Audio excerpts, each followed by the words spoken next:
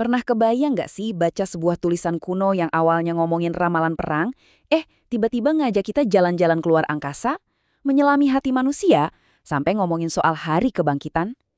Nah, itulah yang bakal kita bongkar bareng-bareng hari ini dari Surah Ar-Rum, atau yang artinya bangsa Romawi. Yuk kita mulai perjalanan yang luar biasa ini. Surah ini dibuka dengan sesuatu yang, wow, spesifik dan berani banget untuk masanya. Bayangin, ada klaim bangsa Romawi yang saat itu adidaya bakal kalah telak lawan Persia. Tapi bukan itu aja, surah ini juga bilang kalau Romawi bakal bangkit lagi dan menang hanya dalam beberapa tahun. Ini bukan ramalan yang samar-samar loh, ini klaim sejarah yang bisa diuji kebenarannya. Dan justru klaim inilah yang jadi pondasi dari seluruh pesan di surah ini. Nah, ini dia pertanyaan kuncinya. Kok bisa sih sebuah nubuat soal perang zaman dulu nyambung ke penciptaan alam semesta, kondisi batin kita, bahkan sampai ke hari akhir? Inilah perjalanan yang akan kita lalui sama-sama, melihat gimana surah ini membangun argumennya langkah demi langkah. Oke, jadi bagian pertama ini jangan salah sangka ya, bukan cuma soal tebak-tebakan masa depan. Nubuat ini sebetulnya cuma dipakai sebagai batu loncatan aja buat ngebahas sesuatu yang jauh lebih dalam. Soal iman, kekuasaan Tuhan, dan cara kita mandang dunia ini. Ini baru pemanasan dari sebuah argumen yang jauh lebih besar. Poin utamanya tuh gini, nubuat kemenangan Romawi ini bukan sekedar ramalan biasa. Ini fungsinya sebagai bukti nyata, semacam tanda yang bisa dilihat langsung sama mata. Bahwa janji Tuhan itu nggak pernah meleset. Pesannya seolah-olah bilang, lihat nih, kalau janji yang ini aja terbukti, masa sih kamu nggak percaya sama janji-janji yang lain? Di sini kita nemuin kritik yang cukup tajam soal cara pandang manusia.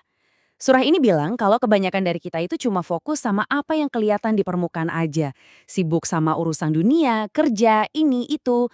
Kita sering banget lalai sama realitas yang lebih dalam, yaitu akhirat.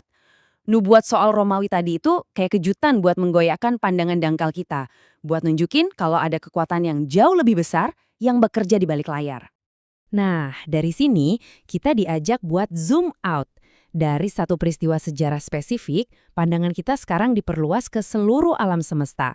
Pesannya simpel, coba deh cari tanda-tanda kebesaran Tuhan di sekelilingmu. Argumennya, bukti itu ada di mana-mana kalau kita beneran mau ngeliat. Coba perhatiin deh, surah ini sering banget pakai kalimat kunci dan di antara tanda-tandanya adalah. Ini kayak ngajak kita buat berhenti sejenak dan merhatiin hal-hal yang mungkin kita anggap biasa aja. Langit yang luas banget, kilat yang nyamber yang bikin kita takut, tapi sekaligus berharap bakal turun hujan. Semua ini disajikan bukan sebagai kejadian acak, tapi sebagai tanda yang menunjuk pada satu pencipta yang sama. Dari semua tanda-tanda di alam, ada satu metafora yang ditekankan banget, siklus kehidupan di bumi. Coba deh kita bayangin bareng-bareng, tanah yang kering, kerontang, pecah-pecah, kelihatan udah mati. Terus turun hujan, dan pelan-pelan kehidupan muncul lagi, warna hijau di mana-mana. Surah ini minta kita buat merenungkan keajaiban ini dalam-dalam.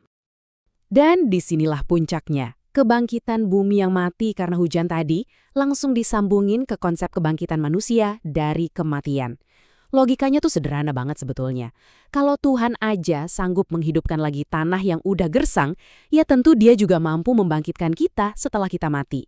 Alam semesta jadi saksi dan bukti nyata atas janji akhirat.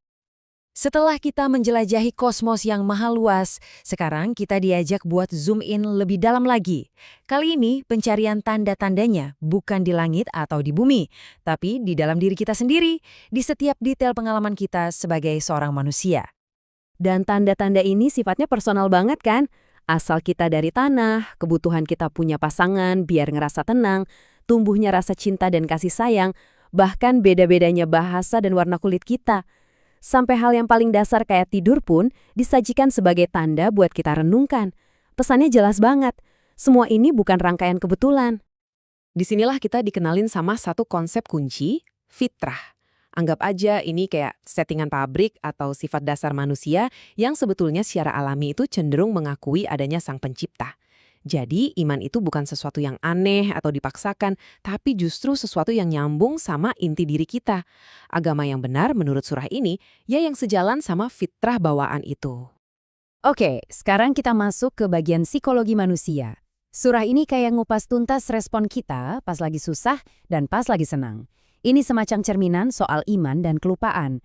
Sebuah pola perilaku yang mungkin, terasa akrab banget buat kita semua. Surah ini ngelukisin sebuah siklus yang mungkin kedengarannya agak pahit ya. Jadi, pas lagi susah, bahaya mengancam, kita secara naluriah bakal mohon-mohon sama Tuhan setulus-tulusnya. Tapi, begitu pertolongan datang dan hidup enak lagi, sebagian dari kita cepet banget lupanya. Rasa syukurnya kayak nguap gitu aja begitu masalahnya selesai. Lalu, surah ini ngasih diagnosis yang relevan banget buat zaman kita sekarang. Kerusakan di darat dan di laut, entah itu krisis lingkungan atau masalah sosial, itu langsung dihubungin sama ulah tangan manusia sendiri. Ini bukan takdir atau nasib sial, tapi konsekuensi logis dari perbuatan kita, semacam teguran biar kita sadar dan balik ke jalan yang benar. Dan sekarang, kita sampai di puncak dari semua argumen ini. Semua benang merah yang tadi udah kita urai, dari nubuat perang, tanda-tanda di alam semesta, sampai sifat dasar manusia, sekarang disatuin buat ngegambarin perjalanan lengkap hidup kita dan apa yang nunggu di ujungnya. Di sini, siklus hidup kita digambarin dengan sangat jelas. Kita lahir dalam keadaan lemah, nggak bisa apa-apa, terus dikasih kekuatan di masa muda, dan akhirnya balik lagi jadi lemah di usia senja. Ini pengingat banget soal betapa sementaranya kita. Tapi perjalanannya nggak berhenti di situ. Puncaknya adalah kebangkitan di hari pertanggungjawaban nanti. Dan pada akhirnya, menurut surah ini, akan ada pemisahan yang tegas. Inilah muara dari semua pilihan yang kita ambil selama kita hidup.